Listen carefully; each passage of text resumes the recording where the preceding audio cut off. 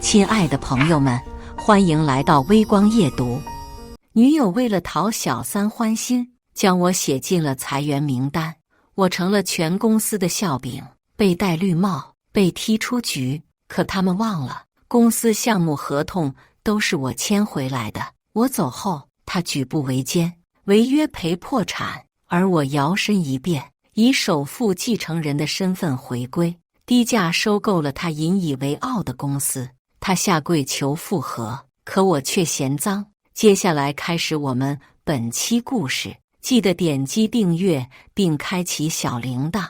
昨晚的客户很难搞，为了拿到这个合同，我被他们一群人灌到酒精中毒，怕林月瑶担心，更怕打扰他睡美容觉。我甚至不敢告诉他。签完合同后，独自一人前往了医院。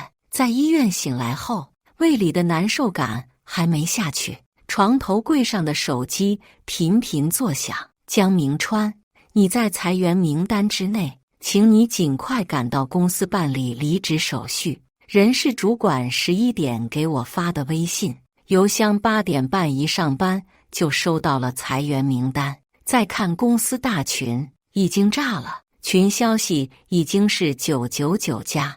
不少我亲自招进来的员工也给我发了消息，问我什么情况。是啊，我也想知道这是什么情况。作为公司创始人之一的我，怎么就上了裁员名单？年底裁员是一定会裁的，毕竟每家公司都有一些摸鱼摆烂、混日子拿底薪的人。这家广告公司是我跟林月瑶5年前一起创立，规模不是很大，总共也才几十人，人总有看走眼的时候。有几个老油条当初招进来时工作还挺积极，时间一长就开始懒散，不仅工作效率低，平日里还经常迟到早退，上班追剧打游戏更是常态。我们小公司养不起闲人，只能靠年底裁员，年初招人来换血。考虑到年初业务不多，我们春节放假足1个月，而且还是带最低底薪发放，所以年底裁员是最能节省公司开支的办法。当初也是我跟林月瑶商量过，才拟定了一份预名单，打算年会前1天公布，怕名单上的人会不甘心，也考虑到同事一场，我还提出了让他们参加完年会再走，毕竟年会当天是会公布年终奖和增加抽奖环节的。为了激励人心，年终奖都是公开透明，全是现场发放。我划拉了几下群消息，这才发现林月瑶根本没按我们当初说的去做。裁员名单上好几个人都被替换下来，留下几个项目2部经理江少川新招进来的狐朋狗友，换上去几个我亲自招进来，跟了我3年又肯干实事的顶梁柱。而被裁的人今天上午就得办完离职，今天只算半天工资，今年的年终奖也全部扣下，除了法定的裁员补偿金，其他的人情补偿一点都不给。大致了解情况后，我胃部的疼痛愈发明显，甚至胸口都开始发疼了，纯属是被气的。林月瑶，你到底在搞什么？我拨通了他的电话，一直无人接听。无奈之下，我只能提前出院，打车前往公司。一踏进公司大门，明显感觉到了气氛的变化。平日里看见我都会打招呼的同事，现在见了我都绕道走。我主动打招呼，他们也纯当看不见，仿佛我是什么洪水猛兽一般，直直走到林月瑶办公室门口。刚推开门，却看见了让我天灵盖炸裂的一幕。你们在干什么？我暴怒出声，几步冲上去，一拳砸上了江少川的脸。林月瑶和江少川竟然衣衫不整的在办公室拥吻，若是我再晚来几分钟，他们是不是衣服都要脱光了？两人脖梗处的鲜红深深刺痛了我的眼。林月瑶，你怎么敢的呀？江少川猝不及防地挨我一拳，直接撞上了书架，上面的东西噼里啪啦掉落一地。反应过来后，他擦掉唇角的血迹，看向我的眼神是那样的阴恨。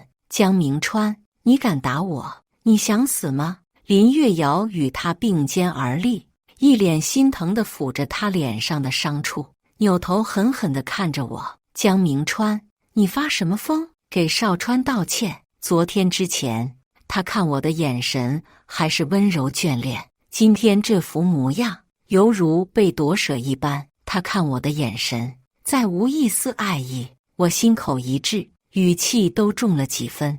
林月瑶，你是我的女朋友，你们在办公室做这种事，还问我发什么疯？换做以前，我从来都舍不得凶他一句，连大声说话都舍不得。哪怕他在公司刚赚到第1桶金时，把钱全部挥霍一空，差点导致我们直接完蛋，我都没有凶过他。在我心里，他的地位高于一切。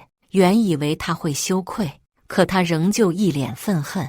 昨晚我不是给你打电话说分手了吗？你当时可没反驳，甚至还答应了。我们早已没了关系，我跟少川做什么都轮不到你来智慧。分手？他什么时候跟我说了？似乎看出我眼中的迷茫，他掏出手机，播放了一段电话录音。江明川，我们分手吧。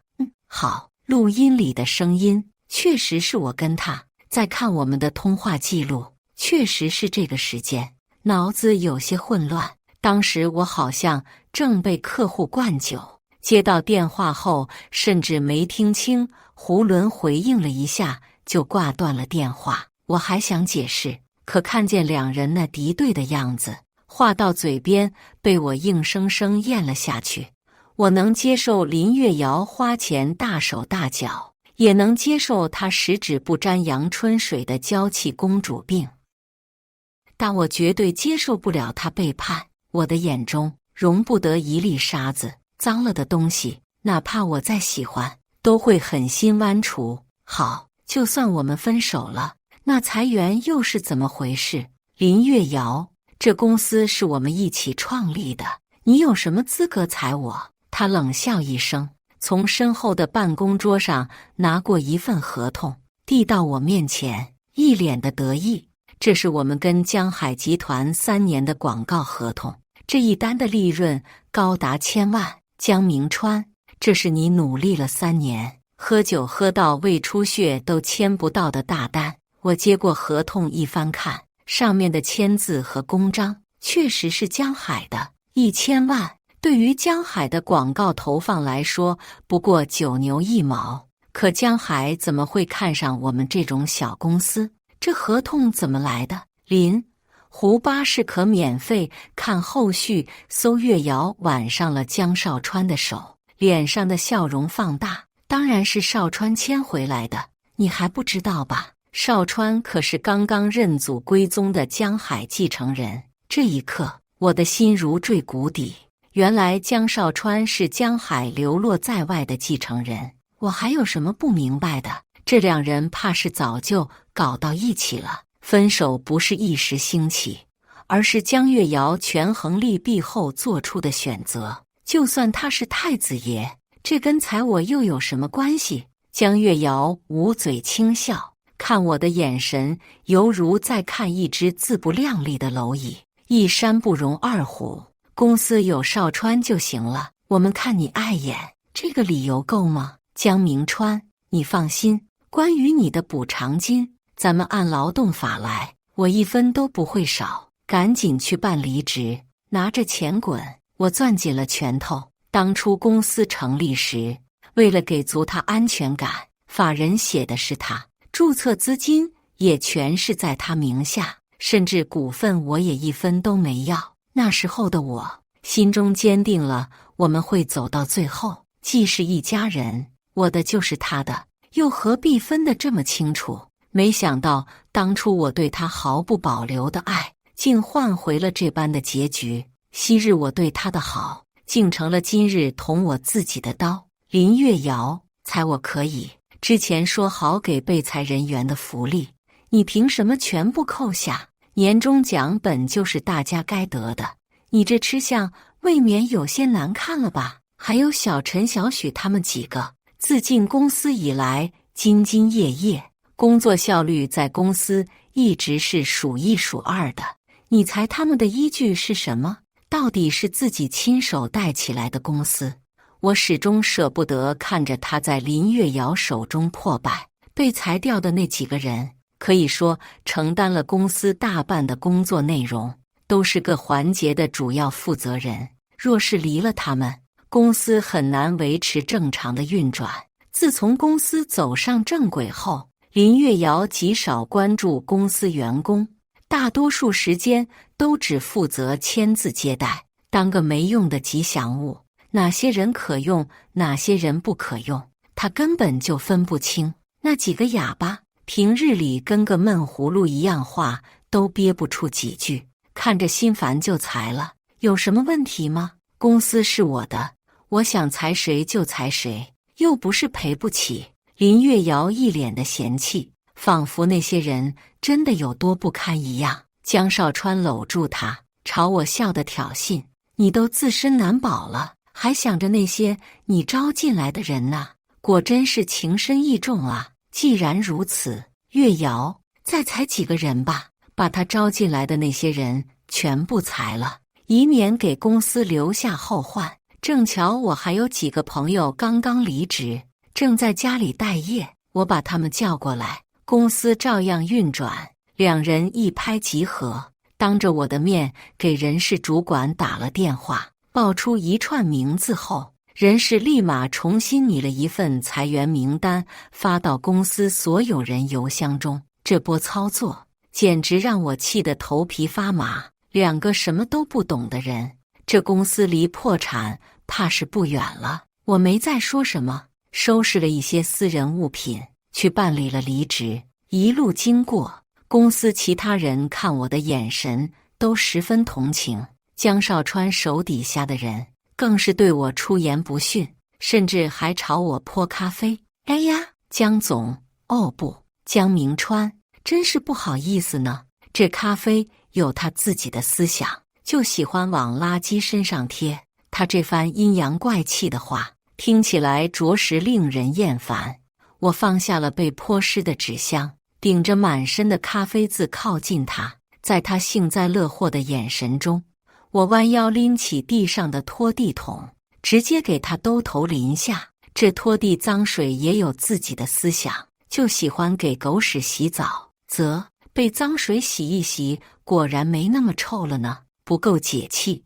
我将手中的桶倒扣在他头上，不等他反应过来，抱着纸箱出了公司大门。身后传来一阵抽泣声，还有气急败坏的谩骂。进了电梯，玻璃门内的人一脸诧异地看向我，眼中全是不可置信。是啊，在公司这5年，我一向彬彬有礼，待人亲和，脾气好到不行，大家都觉得我好说话。今天这副样子，谁也没见过。可这原本就是我最真实的模样啊！身为公司创始人，对待下属自然要保持自己的涵养，毕竟要起个带头作用。可如今我跟公司没了关系，又何必再继续伪装？电梯门一打开，一堆人围了过来，都是刚刚被临时裁掉的同事。江总，林总实在太过分了，那个江少川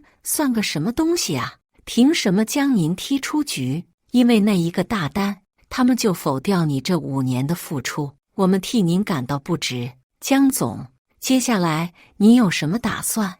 要不我们重新开个公司吧？我实在咽不下这口气。众人你一言我一语，门口的保安频频看向这边。我清了清嗓子，我懂大家的心情，你们先把东西放回家，晚上我在江城大酒店订个包厢，咱们一起聚个餐吧。在我的劝导下，众人纷纷离去。站在这栋写字楼前，我心中的感情很复杂。这公司从选址到现在都有我参与的痕迹，与其说这是我5年的心血，不如说这是我教养了5年的孩子。原以为我能很淡然地离开，可直到这一刻，我才知道自己还是放不下。事已至此，我也只能离开。从长计议，晚上进酒店时，林月瑶看见了我们。原定的年会酒店是豪悦大酒店，没想到林月瑶连这个都换了，这倒是冤家路窄。他对我们冷嘲热讽了一顿，被我4两拨千斤地对了回去。餐桌上，隔壁的演讲和喧闹开心都传到了我们这边，抽奖的奖品变多了，几乎留下的所有人都有份。我这边的人群情激昂，甚至想要冲去隔壁大闹发疯。江总，他们太欺负人了，这是拿着咱们的年终奖在撒钱啊！人血馒头也不是这样吃的吧？我也沉下了脸色，却还是安抚住了他们。可有些人总是想要刷存在感。林月瑶和江少川推开了我们的包厢门。哟，一群丧家之犬，是在吃散伙饭吗？反击打脸，同事们脸色都不太好看。脾气最火爆的小安已经冲了上去，兜头就是一杯红酒泼在了林月瑶脸上。被他挽着的江少川也被波及，白色西装上一大片红酒渍。林总，我看你今天出门没洗脸，好心给你洗洗，你不会恩将仇报吧？林月瑶脸都气煞白，平日里有我护着，她哪里受过这种委屈？哪怕酒会上她出言不逊，惹怒了千金名媛，引得人家动怒朝她泼红酒，也是我第一时间给她挡住，绝不让她狼狈一分。外界对她所有的恶评都被我一一对回去，她永远是被我护在身后的小公主。现在她身边的人不再是我，以她的性子，怕是会得罪不少人。就是不知道她坚定选择的江少川会不会护着她。我饶有兴致地看向两人，并不言语。江少臣当场炸毛，连忙抽出胸口的丝巾擦拭西装。安小月，你疯了？你知不知道这衣服有多贵？你1个月工资都买不起。林月瑶反应过来后，也看见了自己胸前的酒渍，气得就要甩安小月巴掌。贱人，这可是我托朋友去港湾区买回来的限量版礼服，你赔得起吗？我怎么可能会让我的人被他欺负？当场起身捏住了他的手腕，语气冰冷。林月瑶，这是我的场，你要撒野滚回隔壁去。你们俩这牌子的衣服都可以干洗，干洗费我出了，赶紧滚，别在这打扰我们聚餐。他一脸的不可置信，眼尾都泛了红，另一只手朝我胸口砸来，语气中带了一丝歇斯底里。江明川，你竟然为了护着这个贱人站在我的对立面，你还凶我？你是不是早就跟他有一腿了？他毫不顾忌地扑在我怀里，就像当初我们还在一起时，他在我怀里撒娇一样。有那么一瞬间，我以为他心中还有我，才会问出这种话。然而下一秒，他一巴掌甩了上来。2个穷鬼屌丝也是绝配了。江明川，你真让人恶心。我掐住了他另一只手，死死盯着他，突然就笑了。我摇着头将他推回江少川身前，语气嘲弄：心脏的人看什么都是脏的。林月瑶，这5年就当我一片真心喂了狗，从今往后你我一刀两断，再无瓜葛。他眼中有一瞬的慌乱，被我捕捉到了，可我却不在意。就算他心里还有我的位置，那也是3心2意。这样的女人不配得到我的爱。他还想冲上来，被江少川死死拽住。够了，月瑶，咱们今晚还有正事要办，隔壁年会还等着咱俩主持呢。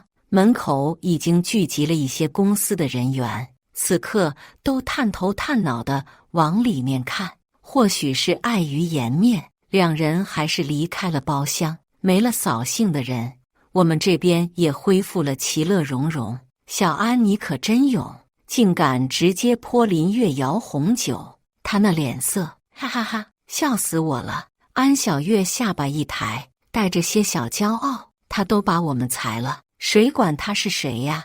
本来我就打算混个年终奖，年后辞职回老家发展的，以后也不打算在这行混了。就算他江少川是首富继承人，又怎样？他的手还能伸到我老家的事业单位吗？我有些意外，安小月是提过他想回老家，听从他爸妈的安排进事业单位工作。当时我还以为他是开玩笑，没想到是真的。那他被裁倒也不亏，甚至还赚了。小安，恭喜你！虽然有些不舍，但既然这是他的决定，我选择尊重并祝福。这场聚餐倒是成了小安的欢送会。大家知道我昨晚酒精中毒，说什么都不让我喝酒，全场就我一人喝的果汁，最后也承担起了送女孩子回家的责任。这次裁员一共裁了10个，其中4个男孩子，5个女孩子，有3个女孩子是一起合租的，另一个女孩子男朋友来接了。最后也只剩一个喝得醉醺醺的安小月。我将她扶上车，给她系安全带时，她突然勾住了我的脖颈，温热的呼吸喷洒在我脸上，气氛好像有些不对劲。我想拉开她的手，却被她抱得更紧了。江总，我知道你心里难过，我懂你，现在没别人了，你想哭就哭出来吧，我不笑话你。她扬起了小脸，眼中带着星星点点的亮光。平日里她都戴着黑框眼镜，梳着高马尾，属于那种呆板火爆姐的反差女孩。今晚她摘下了眼镜，头发也披散下来，是那种带点女人味的微卷发。近距离看她，我才发现她长得很美，五官精致的不像话，比林月瑶这个公认的细花都要美上几分。一时之间，我竟看呆了。他突然捧起了我的脸，神情真挚。江总，其实我进公司是为你而来。我回过了神，下意识地想要推开他，又被勾紧了几分。江明川，我喜欢你。他这双美目如星辰大海，差点让我晃了心神。我加大了力气，将他从我身上拽下来，给他系好了安全带后驱动车子，直到将他送回家。我的心都还是有些乱，这不是我第一次来他家里，上次他生日就邀请了几个同事过来，轻车熟路地将他抱进房间，安置好他后，一扭头，我看见了他摆在床头的相框，这是我。放下相框，我深深地看了他一眼，转身离开。他该有更好的选择，不该为我耽误自己。经此一别，我们大概再也不会有交集了。其他几个被裁的同事都准备提前回老家过年，以他们的工作能力和资历，重新找份工作其实不难。这2年一直待着不走，不过是因着与我的情分。我是本地农村人，年底这时候找工作确实不太好找，也只能回家。我也想给自己放个假。毕竟这5年，为了早点攒够钱娶林月瑶，我拼了命的工作，几乎没有属于自己的闲余时间。林月瑶已经从我们租住的房子里搬了出去，我们共同的物品她一样都没拿，只拿了一些私人物品。曾经我送她的包包、首饰也全部留了下来，眼不见为净。我将这些东西全部挂闲鱼卖了，也算回一点本。将东西清空后，我才发现原来我的东西这么少。当初我们从小单间换1居室，最后换成了现在的2居室。林月瑶总说房子不够大，东西都堆不下，其实大部分都是她的东西。可这房子的租期还有3个月，无奈之下，我在闲鱼58挂了合租。刚挂上去就有人问了，约的明天下午看房。但我已经答应了爸妈今晚回去，无奈之下，只能求助楼下的房东带人看房。踏上回乡的旅途，我有些近乡情怯。爸妈一向偏心弟弟，这些年因着我合伙创业，赚了点钱，又谈了个城里的女朋友，他们才对我另眼相待。要是让他们知道我失业又失恋，还不知道会是什么态度。晚上一到家，气氛好像有些不对。开门的是弟弟江明安，爸妈端坐在沙发上，一脸的冷色。江明安却是一脸看好戏的模样。爸妈，我回来了。他们没有回应，连眼神都没给我一个。我又唤了一声，将手中给他们买的礼物递过去。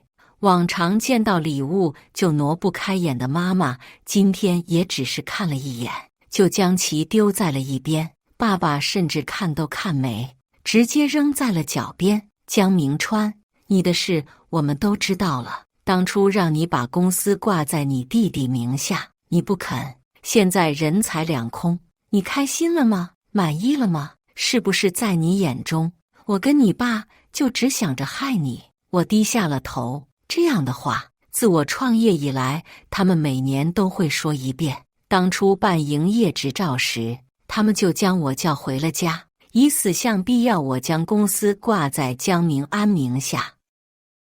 那一次，我们差点闹得断绝关系，最后还是林月瑶从我们的启动资金中拿出10万块给我妈修房子，这才安抚住他们。林月瑶确实会哄人，只要能用钱解决的事，在她眼中就不是事。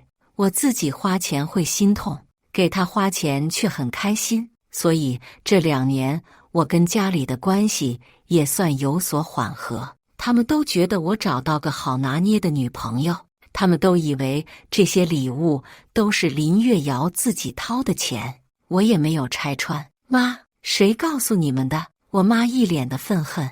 当然是林月瑶那个小贱人。江明川，你找的什么女朋友？之前我们都被她骗了，她竟敢骂我是老逼灯，人丑事多，反正有多难听就骂得有多难听。完全没有城里女孩子的教养，幸好你们分得早，不然以后娶进来怕是会气死我。林月瑶当然不是城里女孩，她是个孤儿，从小跟着舅舅舅妈在城里生活而已，寄人篱下的。她性格难免有些偏激，哪怕跟她恋爱8年，很多时候我都有些看不懂她。曾经我将这些当作新鲜感，现在想想，那不过是他在刻意的伪装压抑。妈，虽然我被裁了，但我还可以重新再来。有家公司已经联系我了，待遇不比自己管公司差，还不用担心盈亏问题，省心很多。新公司确实有，但我还在考察中，在他们面前也只能装出我很好的样子了。可他们却不这样想。他们总觉得自己当老板才有出息，给别人打工始终是没出路，说出来也没那么体面。你都27了，还以为自己是年轻小伙子，敢闯敢拼呢。林月瑶那小贱人给我打完电话，我就给你物色了一个富家独生女，对方爸妈是做生意的，又是拆迁户，在城里房子也有好几栋，就是年纪有点大，刚满33。不过俗话说女大3抱金砖，你这抱2块金砖，赚大发了。我松了一口气，原来是想给我安排相亲。我正准备答应，我妈继续开口了，我跟你爸准备把你嫁过去入赘，这也是对方唯一的要求。他们家还愿意出100万的彩礼，另外再送城里1栋楼。这条件是不是很棒？只要你嫁过去，可以少奋斗30年。几人眼冒金光地看着我，一脸我们都是为你好的模样。我脸上的笑容僵住了。作为家中的长子，他们竟然要我去入赘换彩礼。我沉下了脸色。爸妈，既然对方条件这么好，你们怎么不让江明安去？他今年也24岁了，足足抱3块金砖呢，岂不是更美？更何况他毕业2年，也不去工作，天天在家混日子啃老，把她嫁出去不是更好吗？爸妈笑得跟朵菊花似的，脸僵住了。江明安也炸了毛。江明川，你少在这瞎逼逼！作为长子，你有义务为这个家付出一切。爸妈也一脸赞同。是啊，明川，你得学会爱护弟弟。你比明安稳重，更适合去入赘。看着3人同仇敌忾的样子，我再次感觉到自己是个外人。我冷笑，我不会入赘。我的婚姻大事轮不到你们来说3道4。既然这个家不欢迎我，那也没有待下去的必要了。视线划过几人，我站起身，拉上行李箱就往外走。我到底还在心存什么幻想啊？在这个家，我本来就是多余的呀。刚踏出大门，我爸气急败坏的声音从后面传来：江明川，你什么态度？你今天要是敢走出这个门，以后也别回来了，我们就当没有你这个儿子。我脚步停顿，微微偏头。无所谓，反正这里也不是我的家，没有温暖的家，有没有都一样，没什么区别。再往前走几步，一辆路虎停在了我面前，后座下来一个膀大腰圆、满脸横肉的女人。她一看见我，眼睛都在放光，上下打量我一圈后，她眼底金光更甚。你是江明川对吧？我是吴美丽，也是你未来的妻主。不等我大脑运载完毕，屋内几人迎了出来。美丽呀，来来来，屋里坐。明川你也进来，这就是我们刚刚说过的女孩子。我捏着拉杆的手指都紧了几分，正准备充耳不闻地继续往外走，车上下来2个黑衣保镖，拦住了我的去路，顺便将我推回了客厅。我被按坐在沙发上，旁边紧紧贴着吴美丽，她肥厚油腻的手摸上我的脸，满眼的痴迷。真好看呐，川川，你这完全就长在了我心巴上。江叔叔，彩礼我再加20万，今天我就要入洞房。对面的几人一愣，随即笑开了花。好好好，我们立马去办，保准让美丽你满意。没人问过我的意见，就这么一拍即定了。我拍开了吴美丽的手，从沙发上站起来，语气有些不耐。我不同意，爸妈，我不是商品。吴小姐，我不喜欢你。在场众人都变了脸色，吴美丽却笑得一脸荡漾。无所谓，我喜欢你就行。小武，把他送房间去，再给他喂1瓶药水，我现在就要上了他。他拍了拍我的脸，生米煮成熟饭后，我看你还怎么反抗。2个保镖上前按住了我，眼见着就要将我推进房间，我使出吃奶的力气挣脱，行李箱都不要就往外跑，没跑几步就被抓了回来，被按跪在吴美丽身前。她蹲下身子捏住我的下巴，反手就是2巴掌甩过来，语气很辣。我喜欢乖一点的，你再跑信不信我打断你的腿？保镖力气极大，我根本挣脱不开，只能恨恨地看着他。我被压着送进了房间，保镖将我按在床上呈大字形。吴美丽已经开始脱衣服，那满身的肥肉、淫邪的表情令我作呕。在我以为今天就要交代在这里时，房间门被踹开了。混账！我看谁敢动我孙子！2大排黑衣保镖立于两旁，中间缓缓走来一个拄着龙头拐杖的老人。吴美丽不耐烦地朝后大吼：“哪个不要命的玩意儿竟敢！”视线触及来人的脸后，他连衣服都顾不上穿，扑通一声就跪下了，一脸的慌乱。江老爷子，您怎么来了？老人抬起拐杖，一敲一个准，按着我的2人摔倒在地。老人将我从床上拉了起来，他一把抱住我，声音都带着些哽咽：“我的大孙子哟，爷爷终于找到你了。”我竟是江海集团被拐多年的嫡孙，江少川也不过是旁支的私生子。我爸妈得知老人的身份后也慌了。当年我亲妈跟我爸亲爸闹矛盾，一怒之下带着我去了乡下躲清闲。他出门摘个菜的功夫，我就不见了。抱走我的人正是刚刚死了长子、情绪不稳定的江母。我被死死藏着，江家翻遍了江城也没找到我。但江母那时候情绪很不稳定，她也没想起来我是从哪儿抱的。江父问她也说不出来，最后只当我是被人遗弃的孩子。江家之所以能找到我，还多亏了我放出的合租消息。刚刚出发到半路时，闲鱼有人想要下午来看房，我拜托了房东。来看房的男孩子是跟江父吵架，一怒之下离家出走的江家小少爷。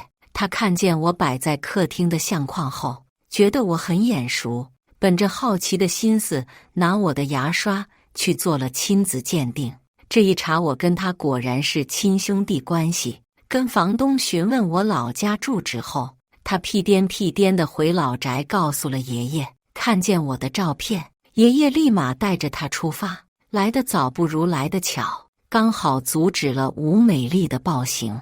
那个看起来比我小7、8岁的男孩子好奇地打量我，最后扑上来给了我一个大大的熊抱。哥哥，难怪平日里跟江明安相处，我总觉得没那么亲切。原来我们根本就不是亲兄弟。倒是这个男孩，我一看就很喜欢，他对我也释放出了最大的善意。或许这就是血浓于水的亲情吧。当年的事被彻查，江母被送进了警局，等候审问。吴美丽强上未遂，法律也奈何不了她。可江海集团却能对他家的产业出手。跟着爷爷回老宅的路上，吴美丽家破产了，爷爷年前打算给我安排回归宴，我拦住了他。在外界人眼中，江少川才是江海太子爷，我倒是想看看他被拆穿后会多有意思。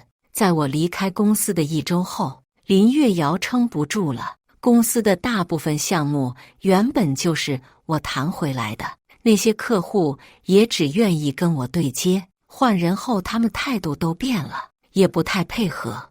那些踏实肯干的员工都被林月瑶裁掉，换上一批江少川的狐朋狗友，他们哪里会做项目，不懂装懂，脾气也差，直接将客户得罪死，方案改了800遍都不过关。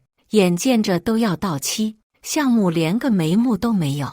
短短1周，不少客户闹着要解约，林月瑶又找不到合适的人手，一拖再拖，最后被告上了法庭。法院勒令他在期限内如期交出成果，否则全部按他违约，相关的违约金也要他赔。他终于意识到自己做了什么蠢事，求江少川无果后，他给那些被裁的员工打了电话，2倍薪资，要求他们回来。可大家都知道公司的情况，没人愿意回去收拾烂摊子。毕竟事已至此，又是大过年的，谁也不想回去过劳死。找不到人，林月瑶焦头烂额，最后终于放下脸面，求到了我头上。被我狠狠羞辱一顿后，他彻底放弃，准备将公司转出去，以求及时止损。时机一到，我出手了。我让江家2少江宇川出面收购了林月瑶的公司。签约那天去的却是我，想着给林月瑶他们一个惊喜，我独自一人提前去了公司。法务助理们晚一点到，或许是为了今天的签约仪式做准备。公司大门并没有关，我就这么光明正大地踏了进来。前台认出了我，趾高气昂地拦住了我。江明川，你回来做什么？赶紧滚，免得惹我们林总不开心。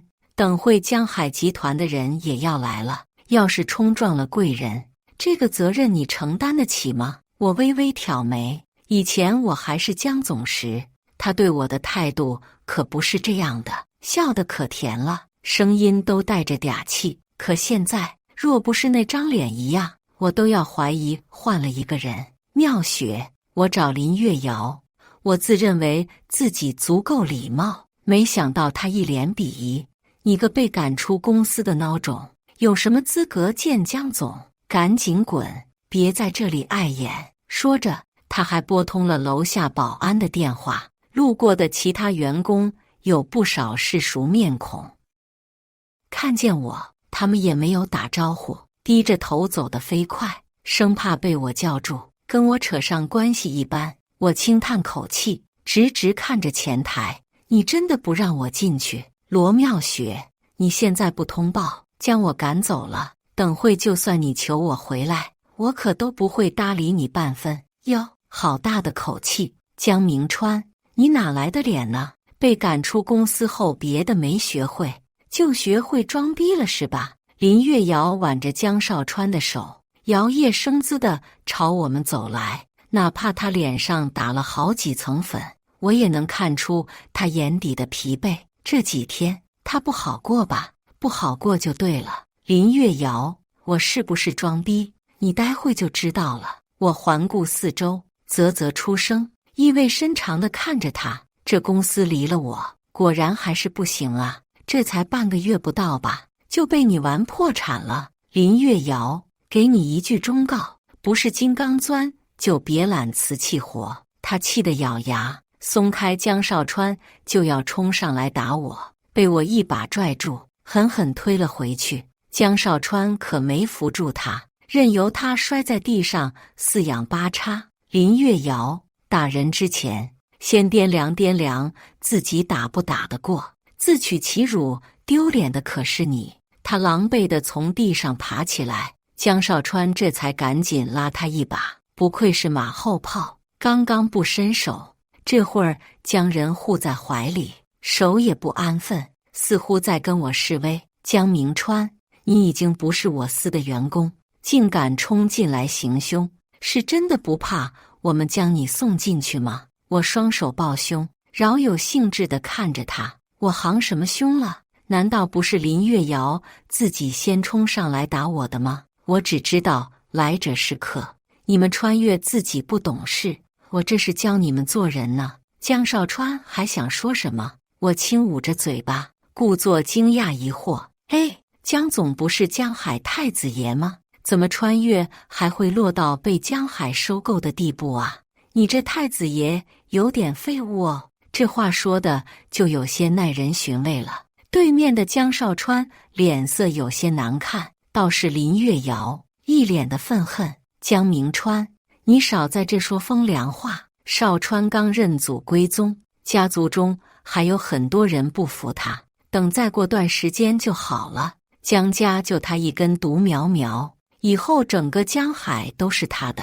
不然你以为我为什么把穿越卖给江海？我摸了摸下巴，努力控制着自己压都压不住的唇角。原来如此，我说林月瑶怎么会答应低价被收购？原来是打的这种主意呀！江少川也是个狠人，为了自己的面子，竟然还不肯跟他说真话，就这么眼睁睁地看着他亏本。其实另外还有一家大集团也想收购穿越，价格也比江海高几个点。当初我都准备加价了，没想到林月瑶最后选了我们，这可就有意思了呢。要是林月瑶最后知道江少川的真实身份，知道他最后竹篮打水一场空，不知道会是什么表情。毕竟如果他选了另一家，卖掉公司后他还完债款，还能有10几万的余钱。选了江海，可能连债款都还不完。那就祝你们好运了，林月瑶，希望你不会为自己的选择后悔。我离开了公司，到楼下时刚好遇见来签约的法务江宇川也在，我跟他说了几句，最后他带着法务们去了穿越。我留在了楼下，1小时后，江宇川给我发了消息：哥，合同签完了，你上来吧。我会心一笑，整理了一下衣领，踏进了电梯，一群人整整齐齐地站在门口。见我出现，林月瑶脸色有些难看。江明川，你怎么又来了？赶紧滚！我没空跟你掰扯。我还没开口，江雨川迎了上来。哥！穿越众人脸色大变，我勾唇一笑，眼中满是嘲讽。